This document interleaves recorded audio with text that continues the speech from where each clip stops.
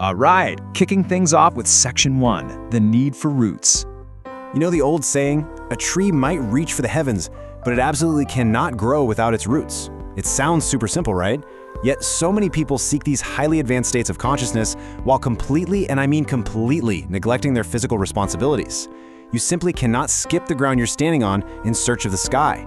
The source material makes this crystal clear. Consciousness just cannot sustain higher understanding without a totally solid foundation in physical reality.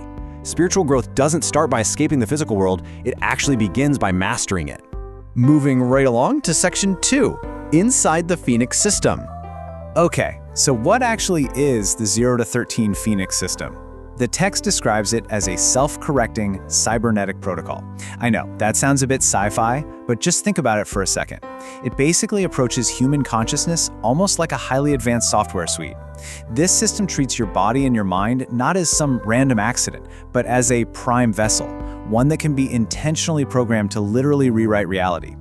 It's designed to diagnose energetic blockages and assess exactly where your physical body is resisting change. The ultimate goal here is pretty mind-bending.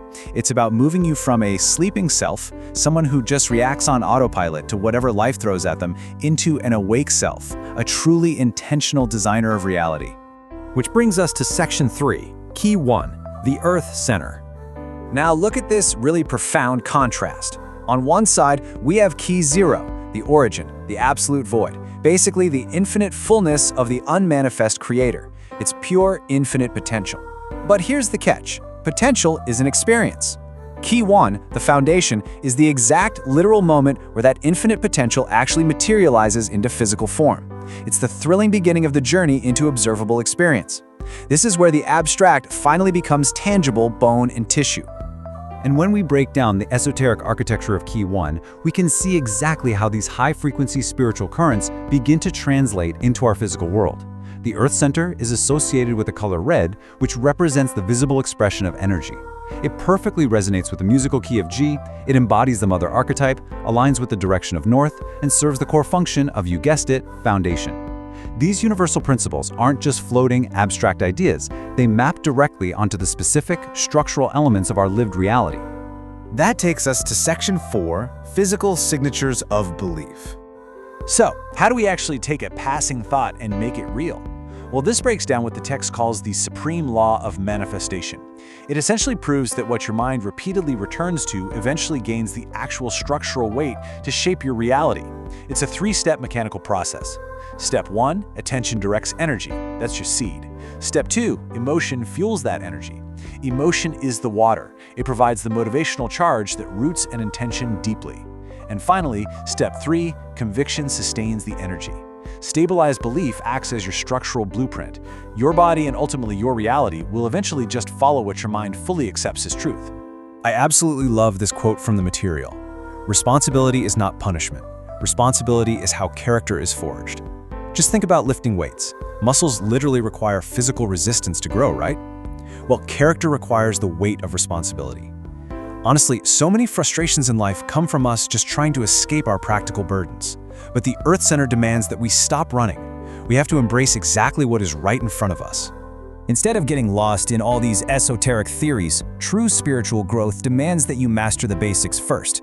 These are the practical training grounds of the Earth Center: health, nutrition, sleep, movement, your daily work, your relationships, and how you manage your resources, like your money and your time. Let's be real. If your sleep is a total mess and you aren't managing your resources, trying to achieve cosmic consciousness is basically like trying to build a skyscraper on a swamp. You have to master the basics. That mastery becomes the literal foundation for absolutely everything that follows. All right, Section 5, master the somatic protocols. The supernatural requires a physical signature of belief. This is the absolute core of mastering earth grounding. All your spiritual intentions are utterly useless unless they are matched by aligned physical action. The text puts it perfectly here. Intent is incomplete until it is grounded into physical bone and tissue. You literally cannot just think your way to transformation. Without the body, the spirit simply cannot anchor. Your body has to be actively involved in the programming. So how do we do that? We use specific somatic protocols. These act as the mechanical principles through which you can literally write your intentions directly into your subconscious mind and your physical body. You're using your physical biology as a literal keyboard to program your consciousness. For For example, using the rooting posture for Key 1, you actively visualize roots extending from your feet to anchor divine potential. Or the 4-phase rhythmic breath for Key 4, a 4-second inhale, hold, exhale, hold empty, which links the uncreated spirit to the physical form.